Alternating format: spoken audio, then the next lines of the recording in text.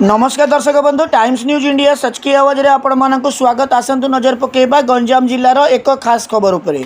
ब्रह्मपुर वेद पाठशाला और ओडिशा ब्राह्मण समिति अनुकूल्य 15तम उपनयन संस्कार कर्म होइतिला।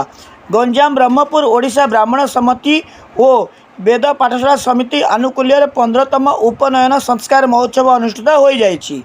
एथिरे वेद पाठशाला प्रिंसिपाल और ओडिशा ब्राह्मण समिति सभापति मनोज कुमार पाणिग्राही तत्वावधान में वर्तपवन कार्यक्रम सनातन हिंदू धर्म अनुसार वैदिक वेदांत वेदशास्त्र रीतिनीति नियम अनुसार चतुर्वेद और सामवेद मंत्र द्वारा नूतन ब्रह्मचारी कराइला। उपसभापति आचार्य अशोक मिश्र बुगुड़ा ब्लॉक सभापति कालीचरण मिश्र खोर्धा जिला सभापति वासुदेव महापात्र भुवनेश्वर सभापति पिंटू पंडा उपदेष्टा रामशंकर शतपथी गंजाम जिला उपदेष्टा कृष्णचंद्र सामंतराय मुख्य उपदेष्टा व्योमकेश उपाध्याय वेद पाठशाला ब्रह्मपुर विश्वविद्यालय सभापति चिन्मयानंद दास महाराज सचिव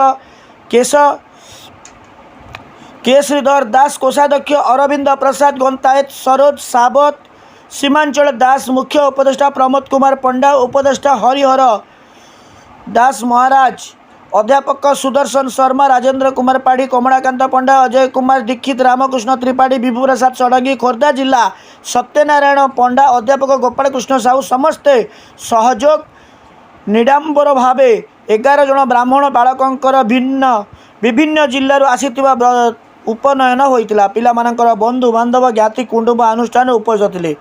बहु मान्यगण्य व्यक्ति माने जोग देइथिले। अखिल भारतीय संत समितिर अध्यक्ष स्वामी सत्यानंद गिरी कान्हा चैरिटेबल ट्रस्ट सभापति श्री मती रंजना मिश्र इंजीनियरिंग सीमांचल दास जोग देइथिले। 1500 लोकंक पय प्रसाद सेवन व्यवस्था करा जाइतिला। हिंदू धर्म सनातन संस्कृतिर प्रचार प्रसार दिगरे अभिनव उपधार्मिक अनुष्ठान करा जाइछि। एही महत् कार्यक्रम रे आपण माने पूर्ण मात्रा सहयोग करंतु जेपर सनातन संस्कृति और हिंदू धर्म बंची रही पारिबो एवं ब्राह्मण मानकर उन्नति होई पारिबो। वेद पाठशाला वैदिक छात्र माने संपूर्ण सहयोग करथिले। वेद पाठशाला प्राचार्य और ओडिशा ब्राह्मण समिति सभापति मनोज कुमार पाणिग्राही परिचालन द्वारा अति सुंदर भाव में कार्यक्रम समापन होइतिला। गंजाम जिला प्रतिनिधि कालीचरण मिश्र सह राज्य प्रतिनिधि Krishnachandra Samantaray report Times News India सच की आवाज़।